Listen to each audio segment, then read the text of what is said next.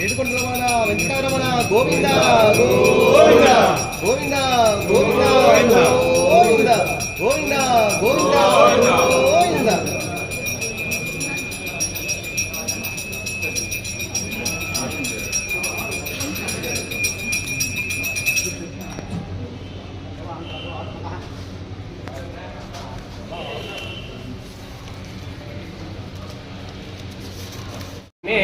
तिरोहति एतावानस्य महिमा अतो जायामुश्च पूरुषः आरोग्य विश्वभूतानि त्रिपादस्यां विराजादिपूरुषः सजातो अत्यरिच्यत पश्चात् भूमिमतुरपुरः यत्पुरुषेण हविषामः अबद्धं पुरुषं पशुं तं यज्ञं वैश्य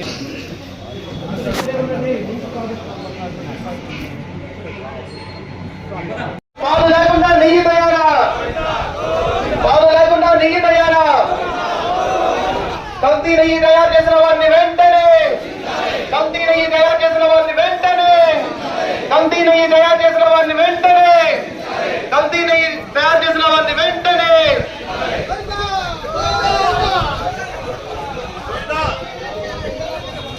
పాలు లేకుండా నెయ్యి తయారా, పాలు లేకుండా నెయ్యి తయారా.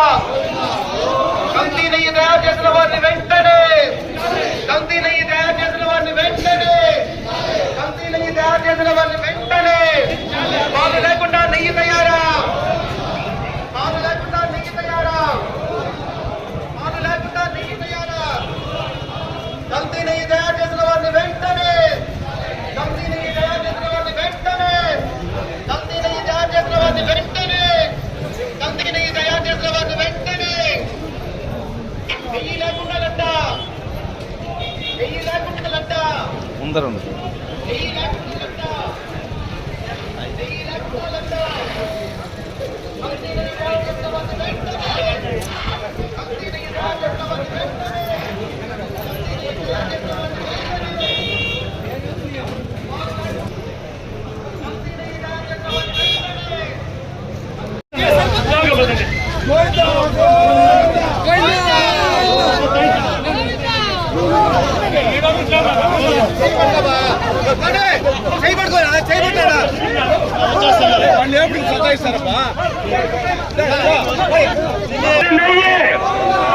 పాలు లేని నెయ్యి, పాలు లేని నెయ్యి, నెయ్యి లేని లడ్డు, నెయ్యి లేని లడ్డు, నెయ్యి లేని లడ్డు, పాలు లేని నెయ్యి, పాలు లేని నెయ్యి.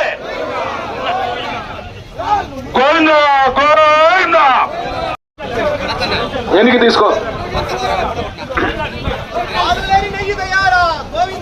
గోవింద గోవింద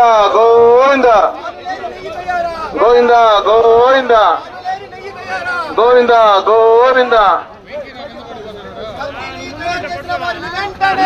శిక్షించాలి, శిక్షించాలి, శిక్షించాలి, శిక్షించాలి, శిక్షించాలి. గోవింద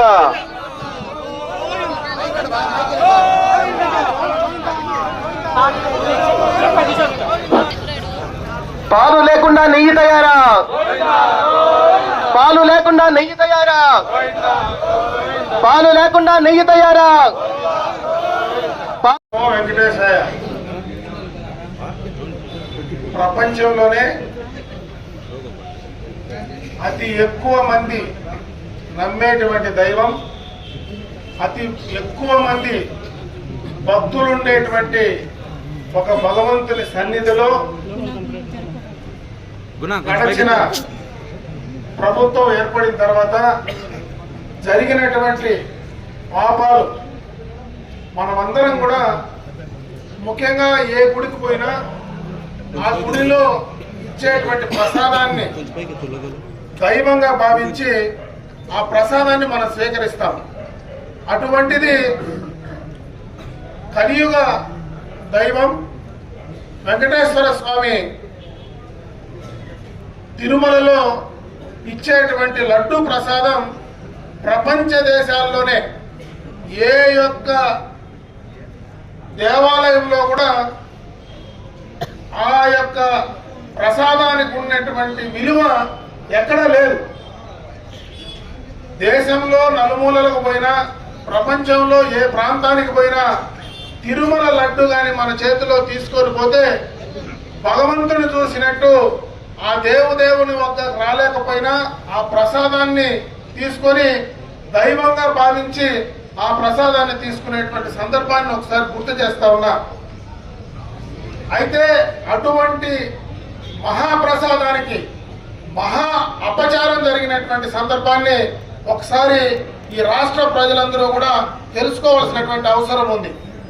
ఎందుకంటే గతంలో 2019లో ప్రభుత్వం, వైసీపీ ప్రభుత్వం అధికారంలోకి వచ్చిన తర్వాత అంత మునుపు అధికారంలో ఉన్నటువంటి చంద్రబాబు నాయుడు గారి నాయకత్వంలో అప్పటి టీటీడీ బోర్డు ఈ యొక్క తిరుమలకు సంబంధించినటువంటి నెయ్యి విషయం పైన బోర్డులో రెజల్యూషన్ తీసుకున్నారు.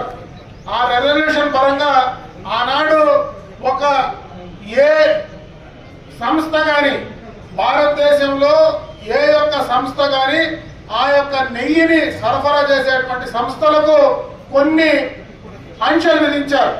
అంటే 4 లక్షల లీటర్లు కెపాసిటీ ప్రొక్యూర్ చేసేటువంటి ఏ యొక్క పాలకు సంబంధించినటువంటి డైరీ కావచ్చు, 250 కోట్ల రూపాయలు టర్నోవర్ కలిగినటువంటి ఏ సంస్థ అయినా మరి దానికి వాళ్ళు ఏర్పాటు చేసినటువంటి నిబంధనలను 2019 జూన్ తర్వాత అధికారంలోకి వచ్చినటువంటి అప్పటి ప్రభుత్వం, మరి జగన్మోహన్ రెడ్డి గారి ప్రభుత్వంలో అప్పటి టీటీడీ బోర్డు ఆ యొక్క నిబంధనలన్నీ కూడా సడలించి ఏ డైరీకి, అంటే ఆ డైరీ పాలను సేకరించేటువంటి అవసరం లేదు, 150 కోట్ల టర్నోవర్ ఉన్నా కూడా ఆ యొక్క డైరీ నెయ్యిని సరఫరా చేయొచ్చు అనేటువంటి అన్ని నిబంధనలు సడలించారు.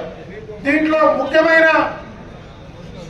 విషయం ఏదైనా ఉందంటే ఒకటే చెప్తా, ఆవు లేకుండా పాలు లేకుండా నెయ్యి వస్తుందా అనేది మనం ఆలోచించాలి. అదేవిధంగా ఏ డైరీ కూడా పాలను ప్రొక్యూర్ చేయకుండా నెయ్యి ఎట్లా తయారు చేస్తుందో అనేటువంటి మినిమం నాలెడ్జ్ కూడా లేకుండా, మన కనీసమైనటువంటి అవగాహన లేకుండా, పాలు సరఫరా లేకపోయినా పాలు సరఫరా చేయనటువంటి డైరీలు కూడా నెయ్యిని సరఫరా చేయొచ్చు, నెయ్యిని మనం టీటీడీకి అందించవచ్చు అనేటువంటి నిర్ణయాన్ని ఆ బోర్డు తీసుకున్నదంటే దాంట్లోనే మనకు ఆ యొక్క బోర్డు యొక్క ఉద్దేశం, ఏ రకమైనటువంటి ఉద్దేశం ఉందనేది క్లియర్ కట్ గా అర్థమవుతుందని చెప్పి సందర్భంగా తెలియజేసుకుంటున్నాను.